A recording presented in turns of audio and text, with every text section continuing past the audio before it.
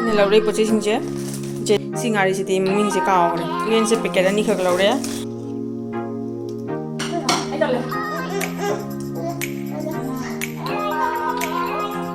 banana chalo hawra yana puthore gi sabu. Hello everyone, lo majaw bade halak pade ngasi nuit hafta amarom phare aina video namdise to hafta amarom matung da ngasi video namni seni ado aina handak sai dine wa chalu bagi wa ba khotpaga tanna sum namdana leireba ado ngasi video sidi ai chabagi ni ba aina ne YouTube hang khudingi ne sum kangi khichdi usoi uti usoi ga motor ga uti adu adana sum thok leire ko yi feed siga ura ga chaning mona loire ado usoi kai kangi siga ai phangu da bari na hangai dei khalu de ba ado sum YouTube da hanjala uba se chaning bam pogle ba do na ina siga khara lap ko chiche ama leye ba ko ado mana ngonda hairi ba ko siga Meitei pot chaha chaning khoning ba do dum ayamba phangba mafam ma lei dukan leye na notice ke dukan leye na ko notice shop kana adu du ngarang chatlure ba chaluraga pochi khara pure ba usoi gumba aduga yi mana masin ju khara sinju chaning na loina sinju ju cha ge na tawgi ba aduga keno se toning gok se packet am tang lei ba last ade mina loi leina khare adu su jam ta te ko oidre ba adu duna napung ju kare adu nei leraktre ba ta handa gi sidena usoi laure adegi kekena ngarang lo ko to ai chingalakya aina laure pochi singje jenam ne dogi awa phadigom jawre asina peruk leire ai peruk kalu ga metla chaban pame ba to toni khole ramade sinju da su hap ka dami to toni gok to leitame sinju chara roi hujik ki oina asina khajingari su phangna re do khajingari su laure adegi sina khangde kokphabi ko bra singari siti ming je kaore aduga yi sina umoro aduga yi uyen se packet ani khak laure adagi usoi sina aina ngasi uti tawge tawine ba se dai na ngarang se motor khara tingna thamami asinga ngasi uti tawrani adagi sinju gi machan di sudrabani na ai uyen se oina khara met ke tawrine ba da mana khechri hawrani thongwa hawrage hujik uti gi sisina motor se hujik khutna bai hapage mama hawale tu mai mama hau cho sana ro chona aina wangang ba hawre na ma kawre mi se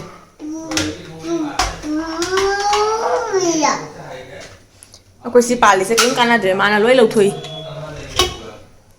ai ma lo thokani jong ji pali se lo thokani jong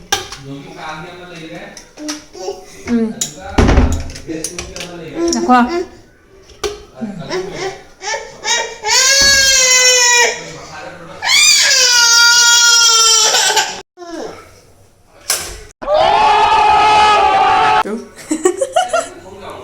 kem kana de phena pali se ma pache loi lo thola thos amu sanai doi hujik motor se phut krage motor ga usoi ga doi ji phajana chame akhoi di milik panina pache se jaman de ba khatang tan tawis se motor se matha tapsa ne usoi se ai di hari bob leite ba dona hari bob se ha paroi hujik se kam na bai tham grage mi punwa ki khuthong mana de na ko do ai dc hana kamal leba tawri se jong Chị còn có mất phụ thuộc cái mà nó xả tôi mình sẽ ít phụ mà kia thùng mà kia mong mà là thế nào còn rồi ai đi xem mà nó thùng nhỉ bạn mà tôi là cái nó có sẽ hàng là phụ khani ở đây tàu đi đây mà rồi mà đang thùng rồi cái tàu đi nhỉ bạn giờ năm lấy đấy thật sự là giờ năm xí đó à phụ đi gom lấy đấy ở đây xin cái mồi tầng hai cái gì xuôi cái tham mà vậy bạn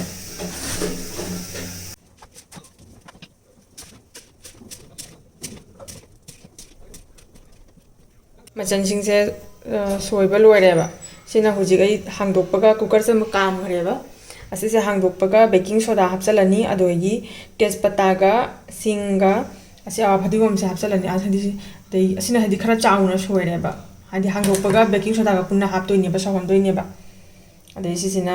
du sisu janam sisu hapchan gi doiba tesina shop tawna bai thame dongana janam khara ga tejpata ga aduga methi ga keno jira ga hapaga shop tawrani adegi asi awa phadigom sina kupna soi sina last ta mulam dai da hap ke tawini hadi manam do magi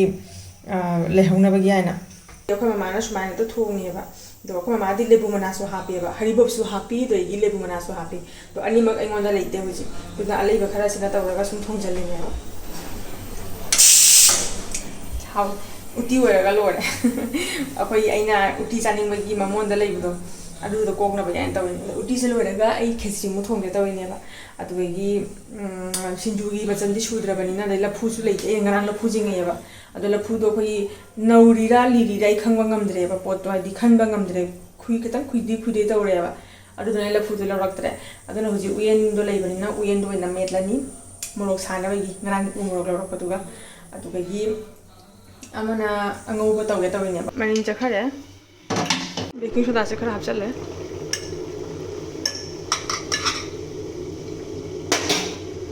se patha dana ba de manam sunu sina ba sa thau se katang hap ke bai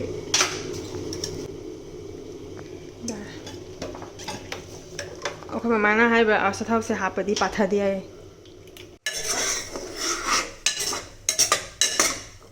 morok to osere na morok hap to ni sing awa phadium khara chauna soiba tejpata adoi jenam sing ai se hap chalage ba hoji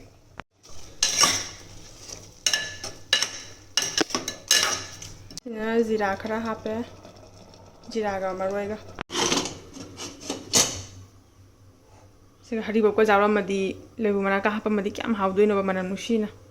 ha shawan thamme hoji mundhare ai poi toi thare ba sok to ba hapa ja ani sok to hap chan gare hoji मुझे मसागी और फदिगोम खरा अकुपने सोइबे से सी हाप चल लगे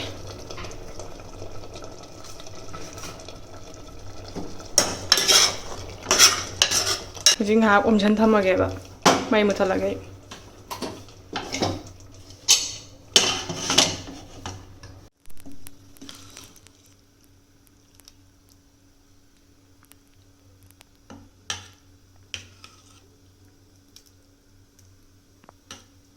manandi nushire igi thaurang su lore ising sale siga atasina mosori ga chenga cham lore ade yi sina machan phakpai di leitrabani na as phakpai le madi kyam hawduin phakpai leitrabani na jenam ga awa phati go ai khar khar loi jam halle ba manam se khara nushina ba aina phakpai to jawdramina tes pata ga singa se hapchang grani isina shok tawna ba le de uyen ji jungan san gra ga tawine ba ina ore u morok ka met ke tawin सबले से खरा खरा मरो मा आप चल लगे सिना धनिया मको सिना जीरा मको नै मोरक सिमा खाप चला जामी जना सु हाप त्रे दि अंगांग से चांगम न बा हैना थुम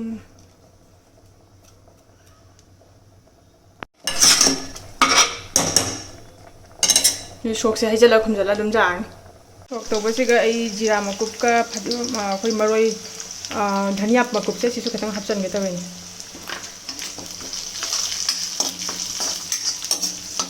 lore sok su hapchal le sok to basing su uyen ge se siga su hapchan ge tawen ne chak ta ngan ba tawna khechri se kam gare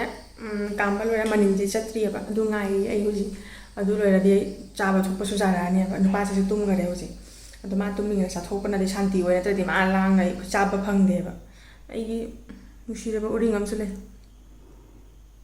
ase pharat ai gi uring phung ba khuding gi nupa sina ne jaha to na ne mai ma kok sina ne uring le ba ma phum se ta sujala kani ba ai tum minga de su ma ne ora hau to pai nai lak pa ta uring si ka sujala toi ba adu mai to to na ne ma phum se pukhai de na ne pikru pikna lo sing de ka da do sum chau thok na I thok na le de ba ji su se sum chau le ise manindi lora mare loidi lore kamai tarom de ba khang de da phakpai su jaw de phakpai jaw da na ai khechri ja haina de chaning de doi su aina youtube to uman khina chaning na loi khale ba du ko de na cha ge tawri phakpai se easy pura hai ba mafam du ga su ngarang de na ne online jing ba du ga phangi ba ko ado thieng ya khoi adu du na don dari chalak tre ba mathang du ga mu chat kani hai try daw gani du ga mu kari kari phang ba jeng a lore hang do ge khechri se kari mali haw da manbra hawroi da ba manbra jeng ge ai uyen gi dibba se han lo thoki ya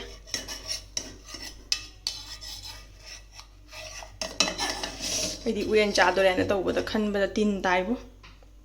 ꯀꯨꯏꯔꯦ ꯆꯥꯗꯕ ꯈꯦꯆ꯭ꯔꯤꯁꯦ ꯑꯩꯈꯣꯏ ꯈꯦꯆ꯭ꯔꯤꯒꯤ ꯃꯅꯝꯗꯤ ꯂꯥꯛꯏꯌꯦꯕꯀꯣ ꯑꯗꯣ ꯂꯩꯇ꯭ꯔꯅꯦ ꯐꯛꯄꯥꯏꯒꯤ ꯃꯅꯝꯗꯣ ꯑꯗꯨꯗꯤ ꯌꯥꯎꯗ꯭ꯔꯦ ꯑꯗꯨꯝ ꯃꯅꯝꯗꯤ ꯅꯨꯡꯁꯤꯔꯛꯏ ꯑꯩꯈꯣꯏ ꯑꯋꯥ ꯐꯗꯤꯒꯣꯝꯒꯗꯣ ꯁꯨꯝ ꯆꯥꯝ ꯊꯥꯈ꯭ꯔꯦꯅ ꯑꯩꯅ ꯑꯗꯨꯅ ꯃꯅꯝꯕꯨꯗꯤ ꯅꯨꯡꯁꯤ ꯉꯥꯏꯍꯥꯛ ꯏꯪꯍꯟꯈꯤꯒꯦ ꯀꯣꯟꯅ ꯆꯥꯒꯦ ꯉꯥꯏꯍꯥꯛ ꯂꯩꯔ ꯆꯥꯒꯦ ꯎꯌꯦꯟꯁꯦ ꯌꯦꯡꯒꯦ ꯁꯥꯏ ꯃꯅꯝꯗꯤ ꯅꯨꯡꯁꯤꯕꯅ ꯁꯤ ꯈꯔ ꯏꯪꯍꯜꯂꯒ ꯃꯦꯠꯂꯒ ꯑꯗꯨꯒ ꯑꯩ ꯆꯥꯗꯣꯏꯅꯤ ꯎ ꯃꯣꯔꯣꯛꯁꯤꯃ ꯂꯧꯊꯣꯛꯑꯦ ꯑꯩ ꯁꯤꯁꯦ ꯍꯥꯞꯆꯤꯜꯂꯒ ꯂꯣꯏꯅ ꯍꯥꯞꯄꯗꯤ ꯆꯥꯡ ꯃꯅꯨꯡꯗ ꯃꯦꯠꯀꯦ ꯇꯧꯋꯤꯅꯦꯕ ꯈꯥꯏꯕꯣꯛ ꯈꯔ ꯍꯥꯞꯄꯒ ꯑꯩ ꯆꯥꯕ ꯍꯧꯔꯒꯦꯅ ꯄꯨꯊꯣꯔꯛꯑꯦ ꯑꯩꯒꯤ ꯁꯔꯨꯛ ꯎꯇꯤꯗꯣ ꯂꯩꯔꯦ ꯑꯁꯤꯅ ꯈꯦꯆ꯭ꯔꯤꯗꯣ ꯂꯩꯔꯦ ꯈꯦꯆ꯭ꯔꯤꯁꯦ ꯑꯩꯈꯣꯏꯒꯤ ꯃꯅꯝꯗꯤ ꯑꯗꯨꯝ ꯅꯨꯡꯁꯤꯌꯦꯕ ꯑꯗ ꯁꯤꯅ ꯎꯌꯦꯟ ꯑꯃꯦꯠꯄꯤꯁꯦ ꯃꯅꯝ ꯎ ꯃꯣꯔꯣꯛ ꯃꯅꯝꯅ ꯑꯦꯛꯗꯝ ꯂꯣꯏꯔꯦꯕꯣ ꯑꯁꯤꯅ ꯄꯦꯔꯨꯛ ꯃꯅꯥꯁꯦ ꯈꯔ ꯑꯩꯅ ꯑꯗꯨꯝ ꯃꯅꯥ ꯆꯤꯛꯅꯤꯡꯅ ꯁꯨꯝ ꯄꯨꯊꯣꯔꯛꯏꯅꯦꯕ ꯇꯣ ꯑꯩ ꯆꯥꯕ ꯍꯧꯔꯒꯦ ꯇꯤꯟ ꯇꯥꯔꯦꯗ ꯆꯥꯛꯇꯤ ꯂꯥꯝꯃꯦꯕ ꯎꯌꯦꯟꯁꯦ ꯎꯕꯗꯅꯦ ꯑꯩꯅ ꯆꯥꯛ ꯌꯥꯝ ꯂꯥꯝꯃꯤꯁꯦ ꯑꯗꯒꯤ ꯎꯇꯤꯗꯅ ꯎꯁꯣꯏ ꯌꯥꯎꯕꯁꯦ ꯁꯤꯅꯤ ꯆꯥꯅꯤꯡꯉꯤꯁꯦ ꯑꯩꯅ ꯍꯧꯔꯒꯦ ꯑꯩꯅ ꯑꯉꯧꯕ ꯑꯃꯁꯨ ꯆꯥꯎꯒꯦ ꯇꯧꯋꯦꯕ ꯑꯉꯧꯕꯁꯦ ꯑꯩꯈꯣꯏ ꯁꯅꯥ ꯄꯄꯥꯁꯦ ꯃꯊꯦꯜ ꯌꯥꯝ ꯄꯥꯝꯒꯟꯗꯦꯕ ꯃꯥꯗꯤ ꯁꯤꯝꯄꯜꯗ ꯍꯩꯖꯥꯡ ꯑꯃꯒ ꯆꯥꯛ ꯑꯃꯒ ꯆꯥꯎꯔꯒ ꯂꯣꯏꯔꯦꯕ ꯑꯗꯣ ꯎꯇꯤꯒ ꯈꯦꯆ꯭ꯔꯤꯒ ꯆꯥꯎꯔꯤꯁꯤꯅ ꯃꯥ ꯁꯨꯝ ꯆꯥꯔꯅꯦꯕ ꯑꯗꯣ ꯉꯁꯤꯗ ꯑꯃꯦꯠꯄꯤꯁꯦ ꯃꯣꯔꯣꯛ ꯁꯥꯕ ꯑꯃ ꯆꯥꯎꯔꯕꯅꯤꯅ ꯃꯥꯗꯤ ꯑꯇꯩ ꯍꯥꯏꯔꯛꯑꯔꯣꯏꯕ ꯑꯗꯩ ꯑꯩꯁꯨ ꯍꯥꯏꯗꯤ ꯑꯉꯥꯡ ꯍꯧꯒꯠꯂꯛꯑꯗꯤ ꯑꯃꯨꯛ ꯃꯑꯣꯡ ꯆꯥꯔꯣꯏ ꯍꯥꯏꯅ ꯑꯉꯧꯕ ꯇꯧꯗ꯭ꯔꯦꯕ ꯆꯥꯕ ꯍꯧꯔꯒꯦ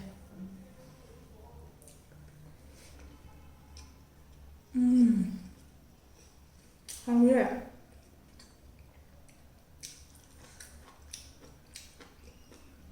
ꯎꯏꯃꯥ ꯃꯣꯔꯣꯛꯇꯤ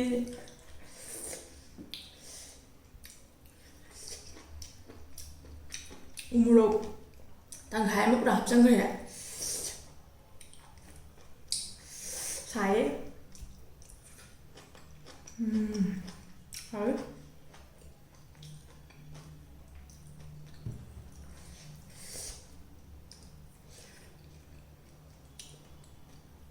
ꯎꯇꯤꯁꯨ ꯍꯥꯎꯋꯤ ꯈꯦꯆ꯭ꯔꯤꯁꯨ ꯍꯥꯎꯋꯤ ꯑꯃꯦꯠꯄꯁꯨ ꯍꯥꯎꯋꯤ ꯁꯤ ꯑꯩꯅꯅꯦ ꯖꯦꯅꯝꯒ ꯑꯋꯥ ꯐꯗꯤꯒꯣꯝꯒꯁꯦ ꯈꯔ ꯖꯥꯝ ꯖꯥꯝꯅ ꯁꯣꯏꯈꯤꯕꯗꯨꯅꯅꯦ ꯈꯦꯆ꯭ꯔꯤꯁꯤꯁꯨ ꯐꯛꯄꯥꯏ ꯆꯥꯕꯗꯁꯨ ꯑꯗꯨꯝ ꯍꯥꯎꯔꯦꯕ ꯀꯨꯏꯔꯦ ꯎꯁꯣꯏ ꯍꯥꯞꯄꯒ ꯆꯥꯗꯕ ꯎꯇꯤ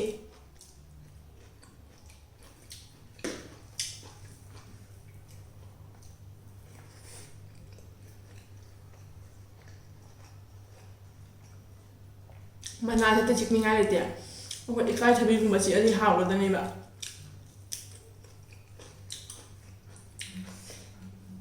ꯑꯗꯣ ꯄꯦꯔꯨꯛꯁꯦ ꯃꯤ ꯄꯨꯝꯕꯗꯤ ꯆꯥꯕ ꯍꯩꯅꯗꯦ ꯍꯤꯡꯅ ꯍꯥꯏꯗꯤ ꯈꯥꯆꯣꯛ ꯈꯥꯆꯣꯛ ꯇꯧꯋꯦꯅ ꯑꯗꯣ ꯑꯩꯗꯤ ꯍꯥꯎꯋꯦꯕ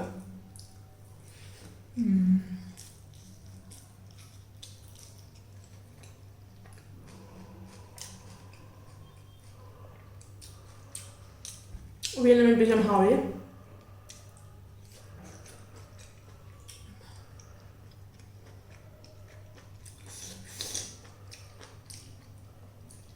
ꯑꯩ ꯉꯁꯥꯏ ꯈꯜꯂꯝꯃꯤꯅꯤꯀꯣ ꯑꯃꯦꯠꯄꯁꯦ ꯃꯈꯨꯠꯅ ꯅꯣꯏꯒꯦ ꯀꯥꯏꯅ ꯍꯥꯏꯗꯤ ꯆꯥꯃꯁꯅ ꯇꯧꯕꯁꯦ ꯄꯦꯟꯗꯦꯕ ꯑꯗꯣ ꯀꯣꯟꯅ ꯈꯜꯂꯦ ꯍꯦꯁ ꯃꯁꯤꯗꯤ ꯎ ꯃꯣꯔꯣꯛꯅꯤ ꯐꯥꯒꯤ ꯇꯧ ꯌꯥꯄꯣꯟꯇꯦ ꯍꯥꯏꯅ ꯑꯗꯨꯅ ꯆꯥꯃꯁꯅ ꯃꯦꯠꯂꯤꯅꯤ ꯑꯗꯨ ꯑꯣꯏꯕ ꯍꯤꯡꯍꯧꯔꯤꯅꯤ ꯈꯨꯠꯁꯥ ꯑꯃꯅꯤ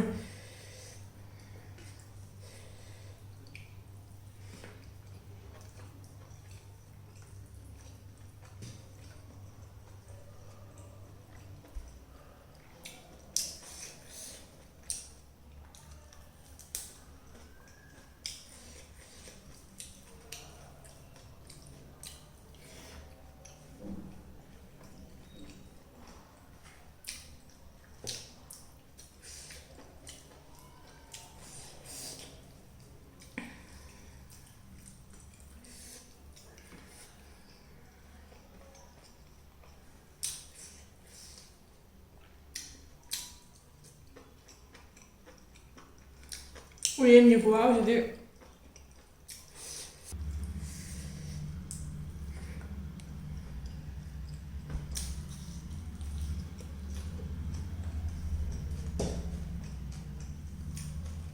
ꯍꯥꯎꯔꯦ ꯑꯩꯅ ꯍꯥꯏꯗꯤ ꯆꯥꯅꯤꯡꯅ ꯆꯥꯕꯗꯨꯒꯁꯨ ꯑꯃꯨꯛ ꯍꯦꯟꯅ ꯍꯥꯎꯔꯦꯕ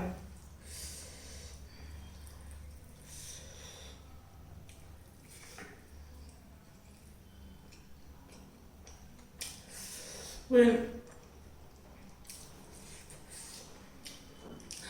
우물어 맞지? 다 설레시라. 다 설레래. 다 생각해.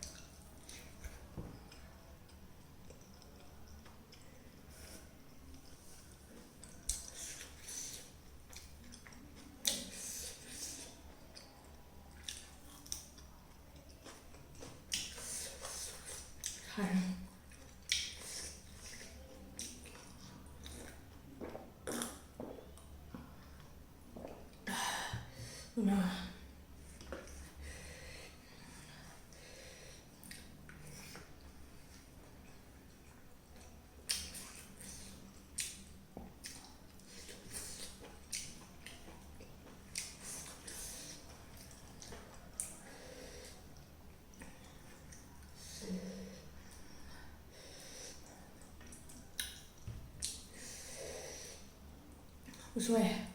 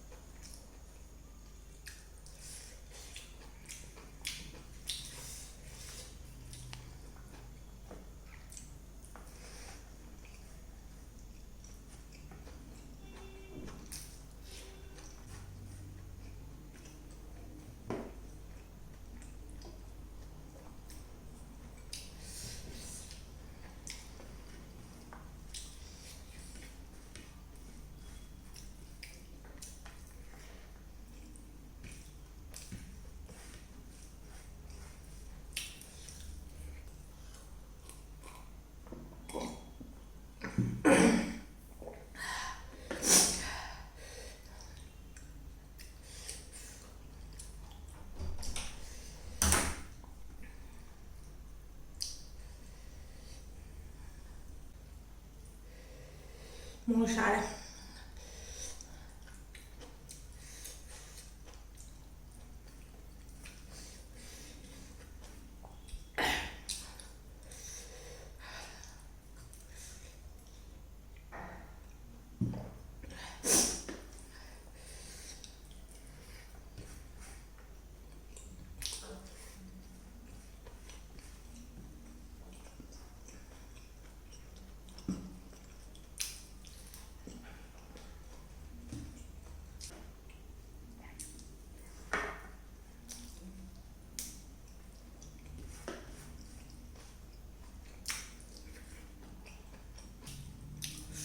Rồi chatlure.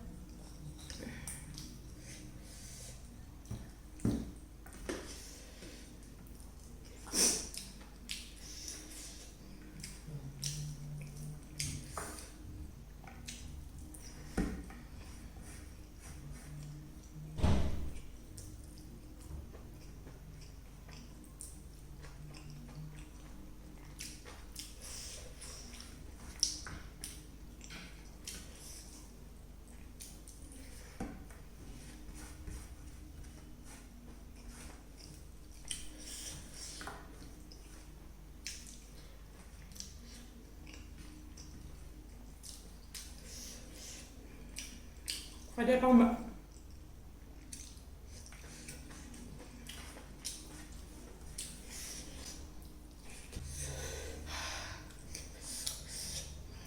달래.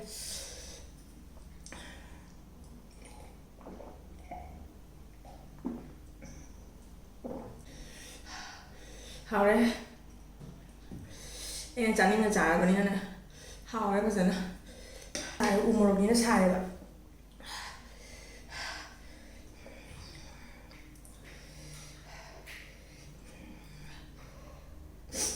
누빠서 하고 갈래 말해 먹건 다. 지은게. 그게 하이노.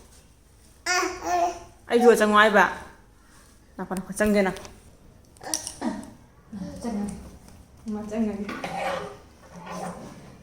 đuôi đi đuôi đi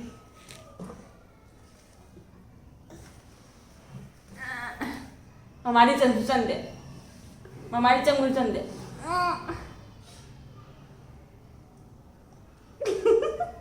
nâng chân berarti cengok nanti cari itu di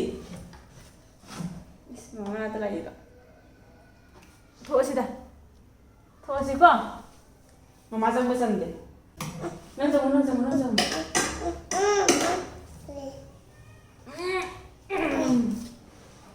bah gue di kenai ai thua boleh ai cari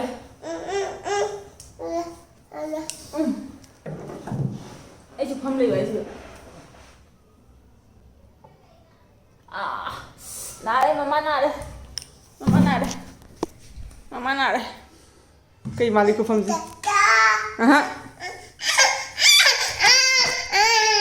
ra đây năng phong một chút em muốn phong bao lâu vậy ai chân đi nè mama mau nulis chân đi bà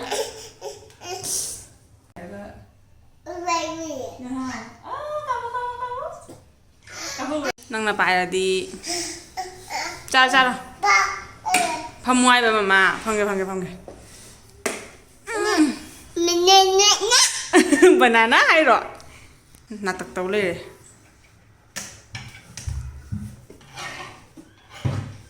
sana kai chakra cái nè sana to kai chakra cái nè ai mà chỉ cái lấy đây nè cha banana